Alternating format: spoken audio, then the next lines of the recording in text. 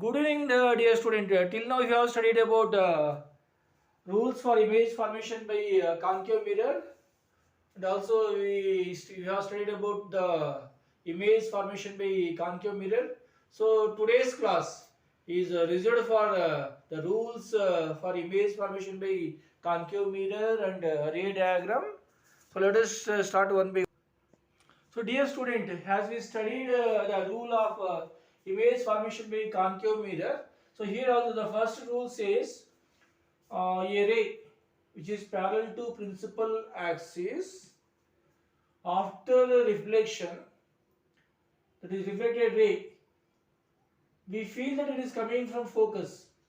A ray of light which is parallel to principal axis after reflection from convex mirror, it appears to be coming from principal focus. See here, this is principal focus, so center of curvature and is pole of the mirror. Any ray which is parallel to principal axis, this is principal axis, after reflection, it appears to be, it is reflected ray, it appears to be coming from focus. So this is rule number 2, dear student. So try to understand.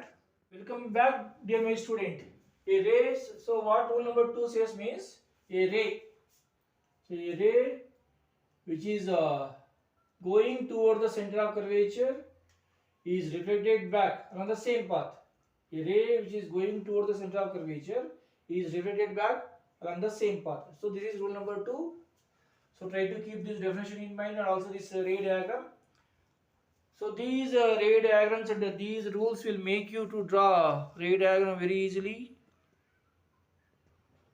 What rule number 3 says means a ray of light, look at here, a ray of light going towards focus of the mirror or convex mirror.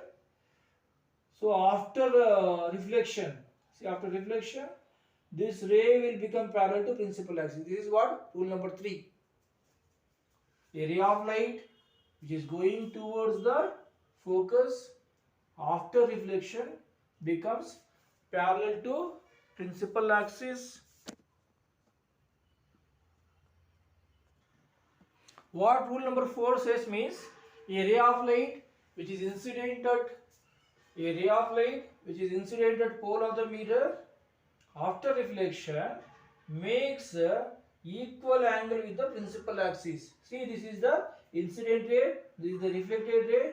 So this reflected ray and incident ray. So here angle of incident and this is angle of reflection, and here this principal axis will act as normal.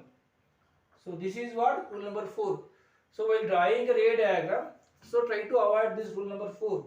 Why means angle of incident and angle of reflection very rare, and it is somewhat okay. Here see area of light which is incidented, so pole of the mirror after reflection makes equal angle or same angle with the principal axis. So these 4 rules you try to keep it in mind.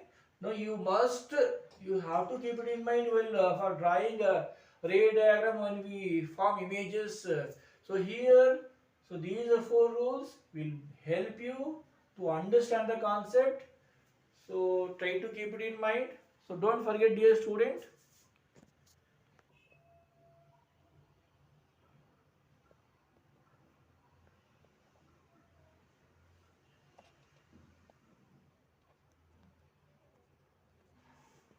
Let us go for image formation by convex mirror, that is what we call ray diagram. So this will ask in the examination, very important from the examination point of view. So when we keep object at infinity, so where we can get image and whatever image we can get and what maybe it's a size, let us understand here student through this ray diagram. Suppose when we keep object at infinity far away, so then so we can use rule number 1 for that image formation. So a ray parallel to principal axis after reflection, so appears to be coming from F, like this it will come. So you can say like this. So it will meet at F here. So behind the mirror. So this here you can get image, and this image is highly diminished, very point sized, and the nature is so virtual and erect. So here all the images which is formed by convex mirrors are always be virtual and erect. Let us go for case number 2. When the object is between infinity and P, object is at infinity, we can get the image at F, and when the object is between infinity and P, that is pole of the convex mirror. So here, the ray passing from here, you see this ray is parallel to principal axis. You can use rule number 1. After reflection, it appears to be coming from F. See this ray of light. After reflection, it appears to be coming from F. And one more ray can go like this, passes through center of curvature. You can use rule number 2. A ray of light which is going toward the center of curvature is reflected back on the same path. So both the rays appears to be intersect here. So here you can get our image, that is A dash, B dash, and the nature of this image is as it is behind the mirror, it is virtual also, and it is erect. As it is, we can get upright, and we can get between P and F.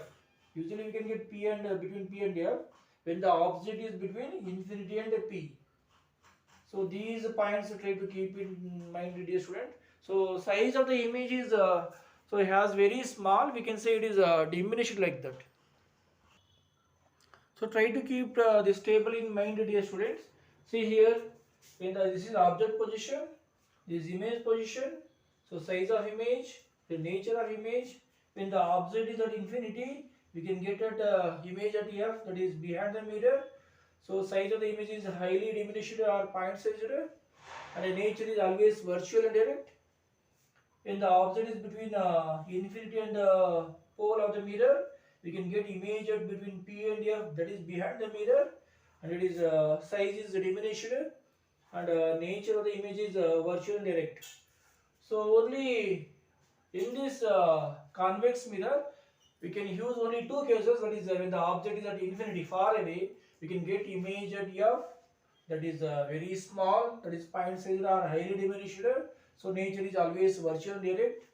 And when the object is between infinity and P, wherever you can keep object between infinity and P, so image we can get between P and F, that is behind the mirror, and size is diminished, we can say, and nature is always virtual and direct.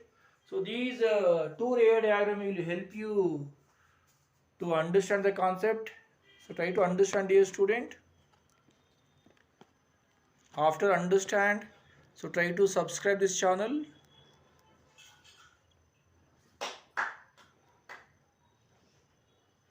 So ray diagram is very important from the examination point of view, my dear student.